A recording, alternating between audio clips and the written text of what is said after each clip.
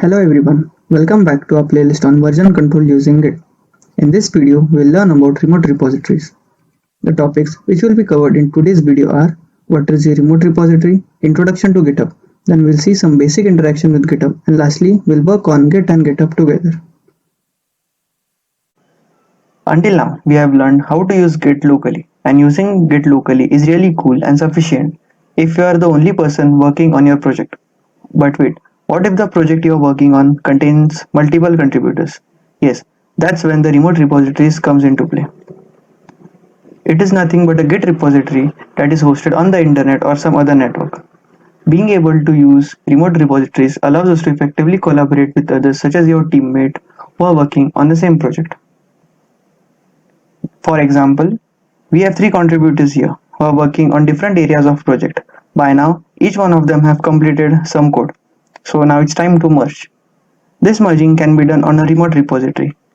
As the remote repository is hosted on the internet, every contributor will be able to review the code of other contributors as each can have a copy of the whole repository on their local machine. But how to make a remote repository? You can create your remote repository and host it on your own server, or you can use online services like GitHub. So now let's see what is GitHub. GitHub is a web-based Git repository hosting service where you can host your remote repositories. It provides access control and several collaboration features such as bug tracking, task management, feature request, continuous integration, wikis, and many more for your project. There are other hosting services such as GitLab, Bitbucket, etc. But for this playlist, we'll stick to GitHub as it is very popular and robust. Before going further, make sure that you have created an account on GitHub. After creating your account on GitHub, your home page will appear something like this. Before we create our first repository on GitHub, there might arise two situations. The first situation in which you don't have any local Git repository on your local machine. In this case, you will first create a remote repository on GitHub and then clone that particular repository on your local machine and then start working on the project. The second situation is when you have already started working on the project locally and then you have to make a remote repository of that project. In this video, we will create remote repositories for both the situations. Now let's create a GitHub repository for the first situation. You can create a new repository by clicking new here or by clicking on the plus button here right here. Now we have to give a name to our repository.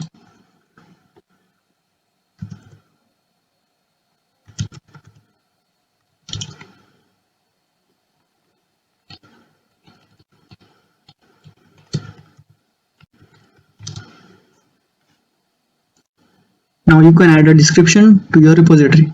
It is optional. For now, I will keep this repository as private.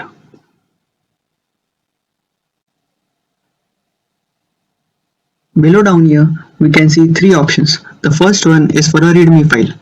A readme file is something where you can write a description for your repository. You can have a readme file for each of the folders of your repository. The next option here is for adding a .gitignore file. It is a file which Git uses to determine which files and the directories to ignore before you make a commit. These files or directories which are declared as .gitignore will not be pushed into the repository. Now let's see what happens when you select this option. You can get a bunch of options here and the types of files which you want to be ignored while working with your repository. But for now, I won't select this option. Now next is a license option. A license to your repository is the terms and conditions for use, reproduction and distribution of your contents present in your remote repository by others. Now let's hit the create repository button.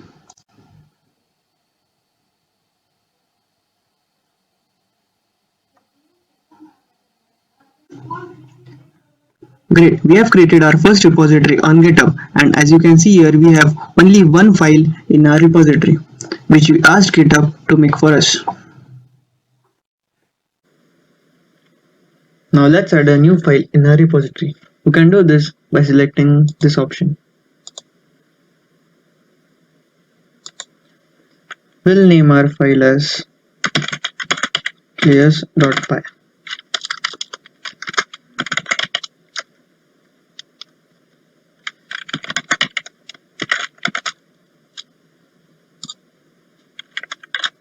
For now, we'll just add a single commit in this Python file.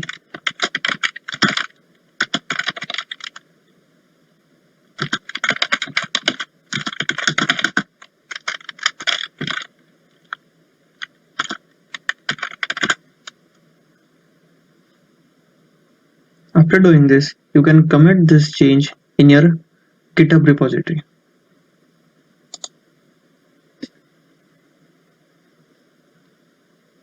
Now we can see that our repository has two files, the README file and the file which is created right now.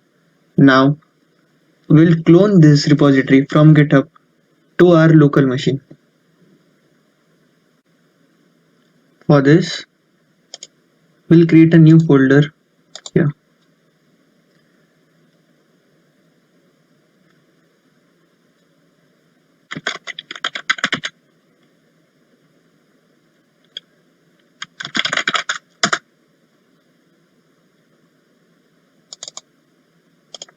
Now I will open the git bash here. We will first initialize a local repository by using the command git init. Now for cloning the repository from GitHub to Git, we can use the command git clone.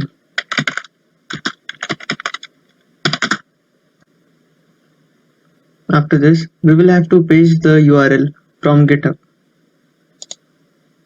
You can get the URL by clicking right here.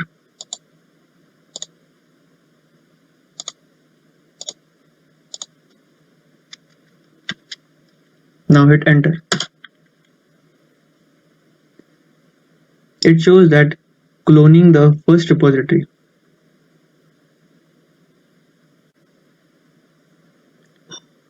If you are cloning any repository for the first time, it will ask for authentication.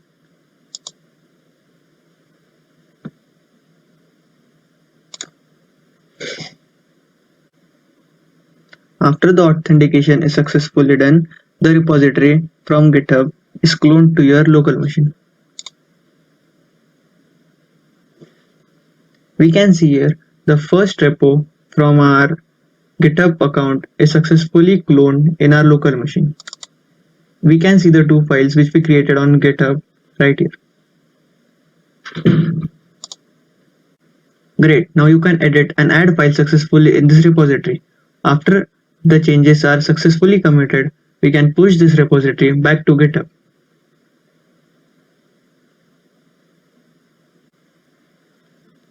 I will be using Atom Editor to edit this file.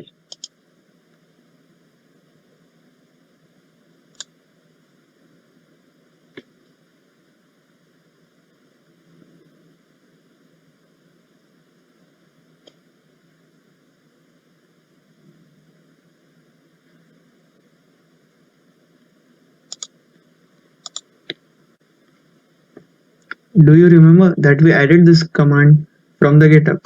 Now let's edit this file.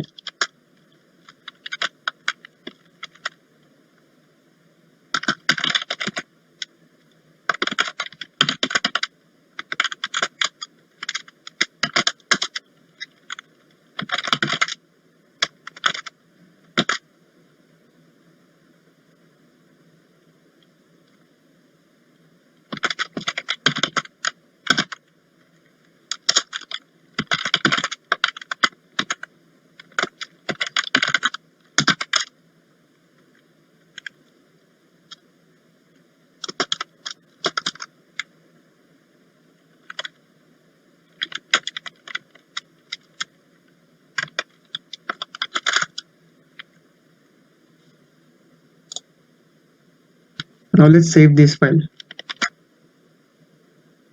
We can see that the current repository is the players repo. Now we will change the directory to my first repo. For this, we'll use the cd command.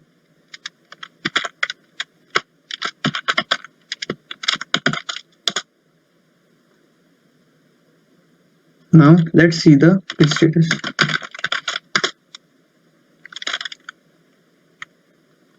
Now we will add the file which we changed just now to the staging area by using git add.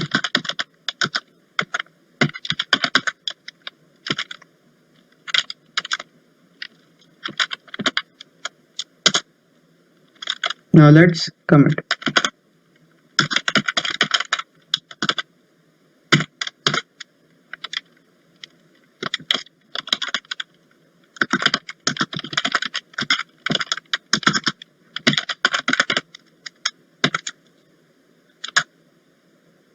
We can see that the changes have been made to the local Git repository. But when we go back to GitHub, we can see that the files in the GitHub repository have still not changed. Now let's push the Git repository from our local machine to GitHub.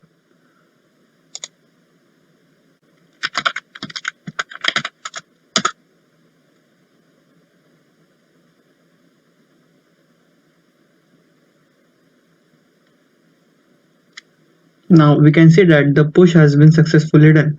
Now we will see whether the changes have been successfully done on the GitHub repository.